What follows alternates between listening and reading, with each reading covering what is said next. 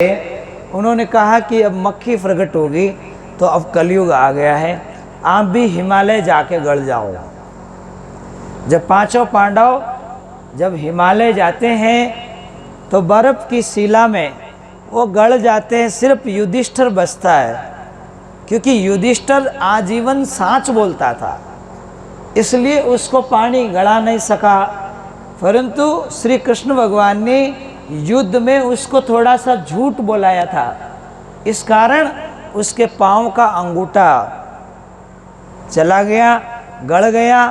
और कहते हैं कि सहदेही युधिष्ठिर स्वर्ग को चला गया, साच के प्रताप से युधिष्ठिर स्वर्ग को चला गया।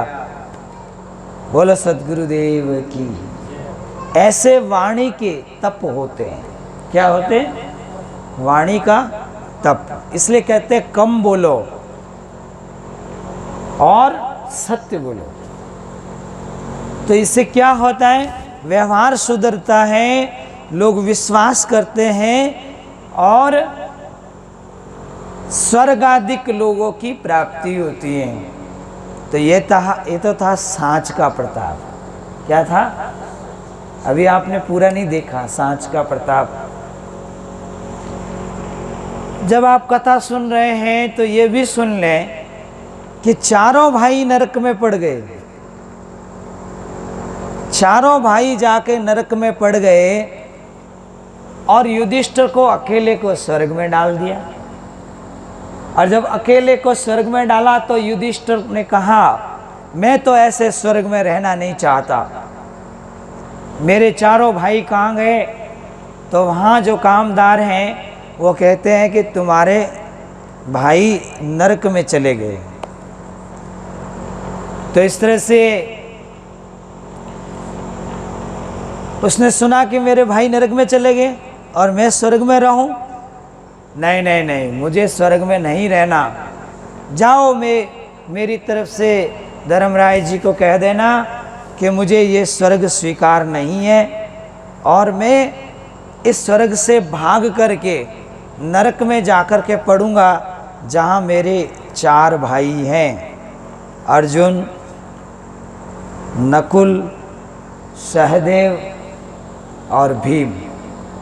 ये नरक में पड़े, याद रखना। भगवान कृष्ण की संगति करते हुए भी ये लोग नरक में ही पड़े।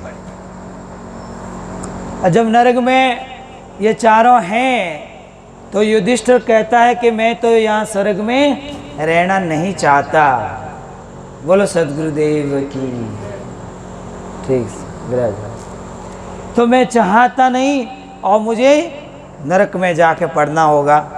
ज़्यादा हट करता है, मुझे स्वर्ग से बाहर निकालो। तब धर्मराज जी सभा बुलाते हैं ब्रह्मा विष्णु महेश की और कहते हैं कि ये बहुत ही धर्मात्मा आत्मा है, अगर ये नरक में पड़ेगा, अब ध्यान देना, साँच बोलने का ऐसा प्रताप होता है कि अगर ये नरक में पड़ जाएगा तो नरक कुंड ठंडा हो जाएगा, सभी जीव नरक के सुखी हो जाएंगे। इसलिए इस सच बोले को अगर नरक में सिर्फ इसके अंगूठे की छाया डलवाओगे तो इनके चार भाई और इनकी माता कुंती और द्रौपदी सब बाहर आ जाएगी। तो इनका जो परिवार है ना वो सब बाहर आ जाएगा, मतलब ये माता कुंती सहित चारों भाई द्रौपदी सहित। तो अब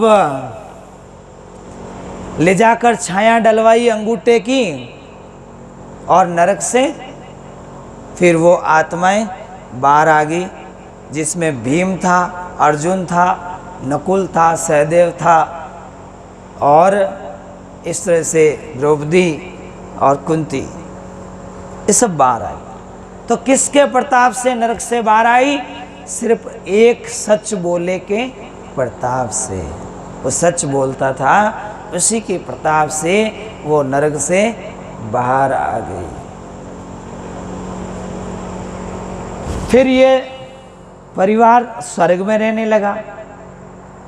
तो अब आप अनुमान लगाइए कि सांच का प्रताप तो ऐसा होता है कि नरक से स्वर्ग में ले आता है, पर सत्य नाम का प्रताप ऐसा होता है कि न स्वर्ग में जाए न नरक में जाए, वो तो जीव सदा सदा के लिए अमर हो जाता है, मुक्त हो जाता है, फिर कोई जन्मना नहीं और फिर कोई मरना। पर सतनाम लेते समय दुनिया आपको लेने नहीं देती।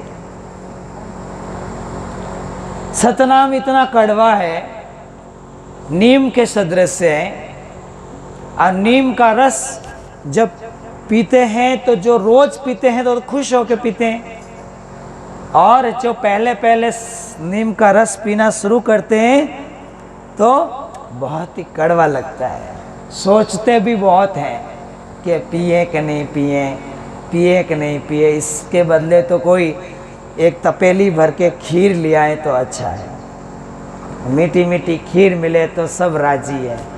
और आधी गिलास कोई नीम का रस लाके सामने रख देवे तो तकू मकू पीऊ कि नहीं पीऊ, पीऊ कि नहीं पीऊ, बार बार उसको देखे, बार बार उसको देखे, थोड़ा गर्म पानी लाओ, थोड़ा ये लाओ, कोशिश करते हैं, आंखें बंद करते हैं, फिर पीते हैं।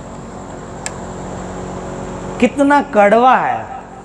ऐसे ही सतनाम बहुत ही कड़वा है, परंतु नीम के प्रताप से पुरानी बीमारियां, 1000 बीमारी खत्म होती है। कितनी? हाँ, शुगर खत्म होता है और 1000 बीमारियां इस नीम से खत्म होती है। तो ऐसे ही सतनाम है जैसे नीम का रस है। तो सत है क्या?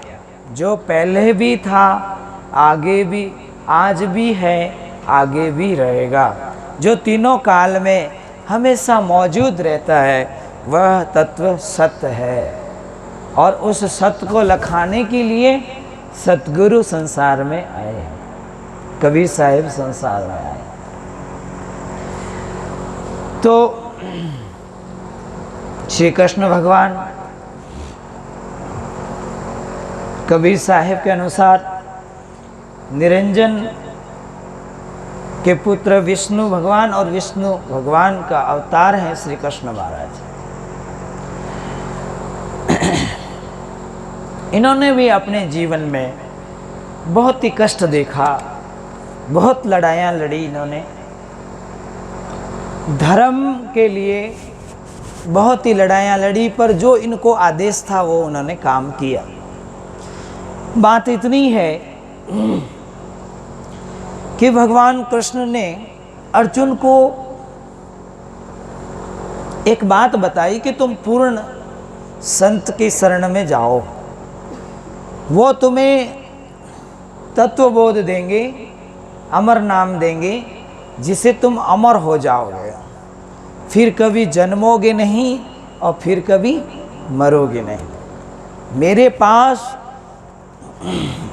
जो राजनीति थी, जो स्वर्ग जाने का भक्ति था, वो मैंने तुमको बता दिया। अगर इससे आगे तुम्हें अपना जन्म मरण मिटाना हो तो तुम किसी पूर्ण संत गुरु की शरण में जाओ। पर आज के उपदेशक ये बात नहीं कहते, वो तो कहते हैं कि हम सब कुछ जानते हैं, हम करेंगे वही होगा। ये अंतर है। हम लोग क्या करते हैं? भगवान भगवान करते हैं या कृष्ण भगवान भगवान करते हैं, परंतु कृष्ण भगवान ने जो रास्ता दिखाया है वह रास्ता हम ग्रहण नहीं कर पाते हैं। इसलिए कबीर साहब कहते हैं, कृष्ण समीपी पांडवा गलिया हिमालय जाई, और लोहा को पारस मिले काहे काट लगाई। अगर कोई लोहे को पारस मिल जाता है तो टच करते ही सोना बनना है। पहाड़ों में क्या होता है, जो पहाड़ हैं, हिमालय पहाड़ हैं, अरावली पर्वत हैं, यहाँ पर जो रात दिन एवड़ चराते हैं, बकरियाँ चराते हैं, वो लोग क्या करते हैं कि अपनी बकरी के खुर के नीचे लोहा डालते हैं और लोहा डालकर उस बकरी को छोड़ देते हैं, मतलब उस एवड़ को चराते रहते हैं साल भर।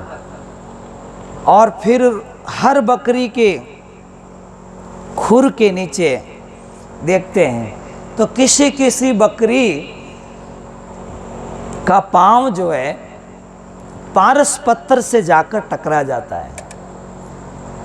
पारस पत्थर से जाके टकराता है तो उस बकरी के पांव में जो लोहा था वो सोना हो जाता है। क्या हो जाता? सोना हो जाता है। ऐसा होता है? नहीं होता, नहीं।